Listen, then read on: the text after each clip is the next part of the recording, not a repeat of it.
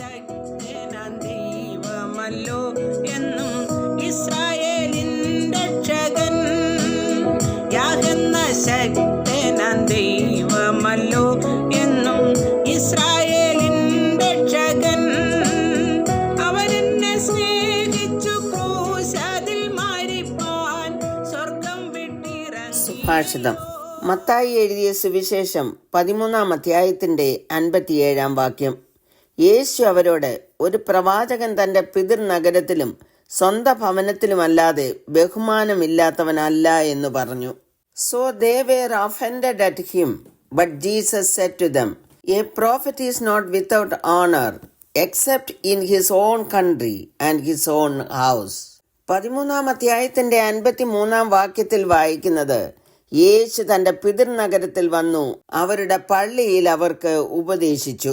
ഇവിടെ പിതൃനഗരം എന്നുദ്ദേശിച്ചിരിക്കുന്നത് യേശു വളർന്ന നസ്രേത്തായിരിക്കാം.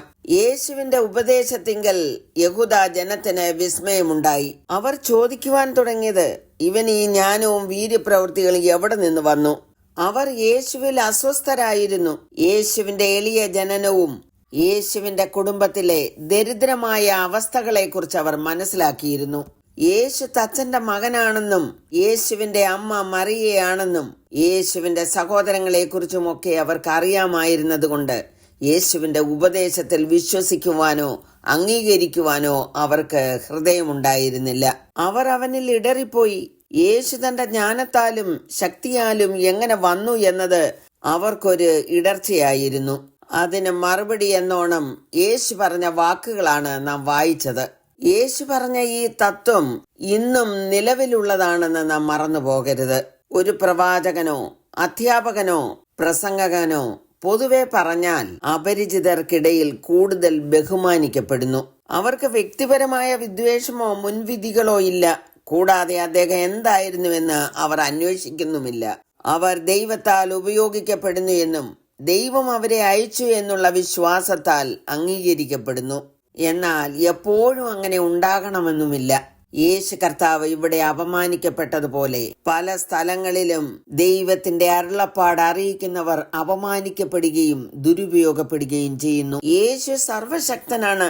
പക്ഷേ നമ്മുടെ പ്രതീക്ഷയുടെ അഭാവത്തിൽ പലപ്പോഴും ദുർബലമായ വിശ്വാസത്താൽ അവിടുത്തെ ശക്തിയെ അംഗീകരിക്കുവാൻ കഴിയാതെ പോകുന്നു.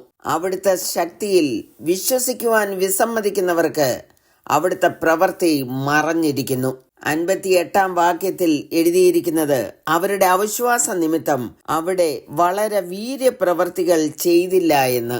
സർവശക്തിയുള്ള യേശു കർത്താവിന് ജനം വിശ്വസിക്കുന്നുവോ ഇല്ലയോ എന്നുള്ളതിന്റെ അടിസ്ഥാനത്തിലല്ല കർത്താവ് പ്രവർത്തിക്കുന്നത്.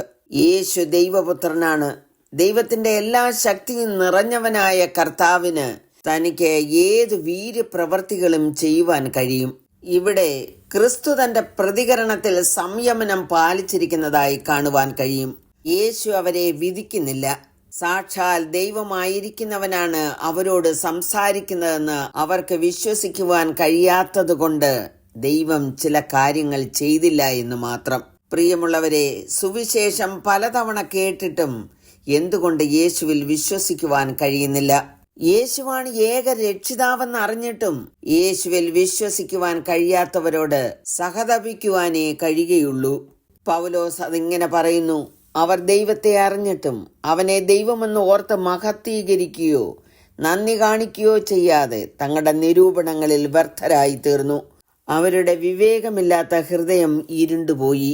ഇരുണ്ട ഹൃദയമുള്ളവരെ പ്രകാശിപ്പിക്കുവാൻ യേശു ഇന്നും നിങ്ങളെ വിളിച്ചുകൊണ്ടിരിക്കുന്നു.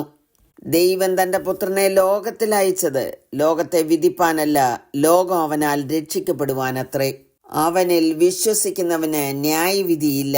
വിശ്വസിക്കാത്തവന് ദൈവത്തിന്റെ ഏകജാതനായ പുത്രന്റെ നാമത്തിൽ വിശ്വസിക്കായികയാൽ ന്യായവിധി വന്നു കഴിഞ്ഞു. ന്യായവിധി എന്നതോ വെളിച്ചം ലോകത്തിൽ വന്നിട്ടും മനുഷ്യരുടെ പ്രവൃത്തി ദോഷമുള്ളതാകയാൽ അവർ വെളിച്ചത്തെക്കാൾ ഇരുളിനെ സ്നേഹിച്ചത് തന്നെ. ആകയാൽ വെളിച്ചമായ യേശു ക്രിസ്തുവിൽ നമുക്ക് വിശ്വസിക്കാം, ഇരുളിനെ നീക്കിക്കളയാം.